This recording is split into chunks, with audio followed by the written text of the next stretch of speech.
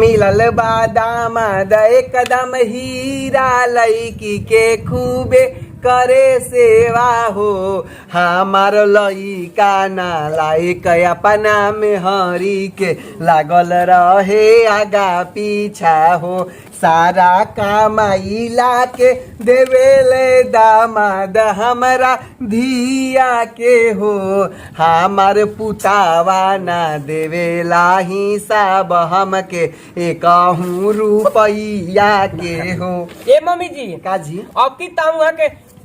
पूरा महीना के पैसा ना दे पैनी है जी। काहे बेटा जी जानत नहीं कि रउए ने हो जिद्दी है लगल है जिद करके हमारे को मोटहन सिकड़ी चाहिए हनु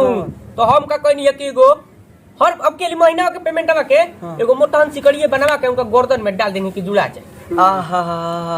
कैसन सोना जस हम दामाद पहले बनी भगवान ऐसन दामाद सब कोई के दे हस। दामाद जी रउआ चाहवा पी त बड़ी देवी देवता पूजनी तब जाके ऐसन दामाद पवनी हो अरे माई के कर सारा हमारा लागल की ऐसन बेटा जमले हो। दिमाग खराब हो गई का तो जस जस बुढ़ापा नहीं आ रहा था माई तोर बुद्धि सठिया था केहू के सोचा मारे लगत रहे हमरा के हमारो समाज में इज्जत बा खिजमत बराव हमरा के दिमाग खराब कर दली मैंने हई करस तारा बेटी के तो आले ले हमर दामाद जी अब बेटा कदलस पतो के तो बेटा मऊ हो गइल। अरे मुंह न ते मुंह लड़ई हमरा जोरे मार के सोइठा से तार मुंह करिया क दे हम हमरा खीस बरता यहाँ के दोसर ही रे यहाँ के हमर बेटा होई। मम्मी जी हमर कितना निमन बानी मनवे खुश कर देनी मम्मी जी रउआ यही से नू रउआ सब सप्ताह में 4 दिन भेंट करे आ जानी। मम्मी बोलावत तरी बबुआ कह दे मम्मी से कि पापा आवो तरे इनका संगे बराजी संगे फरिया लेबे दे दम धरस 2 मिनट ते फरीबे हमर जोरे ते का फरीबे रे जो मलकाइन का बिल बोला हट है ते हमरा खाती का कइले बड़े कि फरीबे हमर जोरे ते हमरा खाती आज तक एको साड़ी किन के लेल बड़े रे हैं जब से उइल बिया उहे तोर सब कुछ भइल बिया जब से बिया भइल बा तब से मलिका बन के बैठल बिया जी हैं हे हई न त हौ न त हई इहे कुल करत रहेले उहे आई पीछा पीछा कुकुर बन के घूमत रहेले भत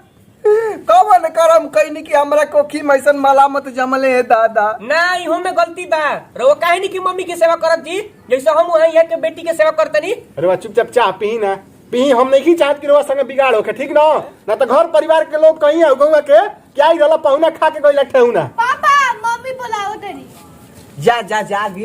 आगिल खबर आके देखनी बिना कहले उठ के चल गई घमंड में बड़े मम्मी जी तब इहे त आजकल के लइकन के बा का जे कौन संस्कार पावले बड़स ओहे जोरे फुलेसरी कैसन बेटा जन्मावले रहरे रे दादा जो। अच्छा जानी मम्मी जी रवा चिंता जिन करी हम बानी नु रोवे खाती आदमी घर परिवार छोड़ी के और सब कर रहल बा बाकी ना बात हम जानत नहीं नु रोमा सैलरिया हम ले जाके और ओरे बेटी के दे देबनी अब ते टीम वो दे देले बनी कि तू ही अब राजपाट समारा हमारा बस के नहीं है जानता नहीं बात के बा माई हमर छोटका भैया के ढेर मानेले तो हम कहनी कि भाई हम अपने मेहररुआ के मालिक बनाईब ओकरे न हमर 7 जन्म तक साथ निभावे के बाद माई तो 20 बरिस बाद चल जाइयो लेकिन और माई गलती बड़ी जानता नहीं खाली छोटा बेटा के चाहत तनी बताई अच्छा कौन बात हम बानी नु जी ला आगिला कान फुकावा के कान फुकावे ना गइले नहीं हां ना बबुआ के माई जाती है मार्केट कुछ सामान ले आवे तो करे साड़ी के पलेट ठीक ना होता है ठीक करे खातिर बोलौले रहलिया देख माई दुखल ठीक नहीं के होत ठीक नु हम कह दे तनी दामाद करे न बेटी के तवाह बा अब बेटा करे पतो हो के तो आहा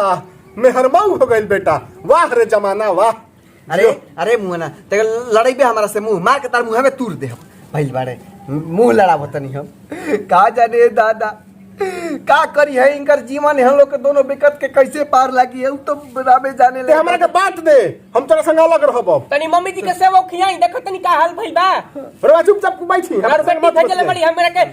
किंकर सुपरविजन क के तनी आई की का हाल बा आ का बात दी रे तोरा काहे के बात के दे दी जौन बातन हमार दामाद के बा हमार बेटी के बा तोर कुछ नहीं के जो अपना मौगी के लेके जो हैं जो ससुरारिये भाग रहत रहे तो जाऊ जी तार पसीरा बा रह मम्मी जी तोरा गजन होता हां जी बहुत दिक्कत बा हमरा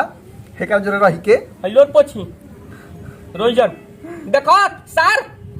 हमारा मम्मी जी के तनिको दिक्कत भइलू त हमारा ले बुरा कोई ना होई तू मैं खराब के ले का मम्मी जी अभी ये दिन देखे के आई रही नु और पाहुन के सार मारी नु आज के बाद राउर बेटी और राउर दामाद रौरा घर में रौरा गांव में लात ना लगे जा ना ना हम ना प्रतिज्ञा करते ना हैं। दामाद जी ना हट। दामाद जी अरे अरे मुंह ते हमारा दामाद जी पे कैसे हाथ उठेले रे दामाद जी तनिका भर फेर दी कर मुंगा दियो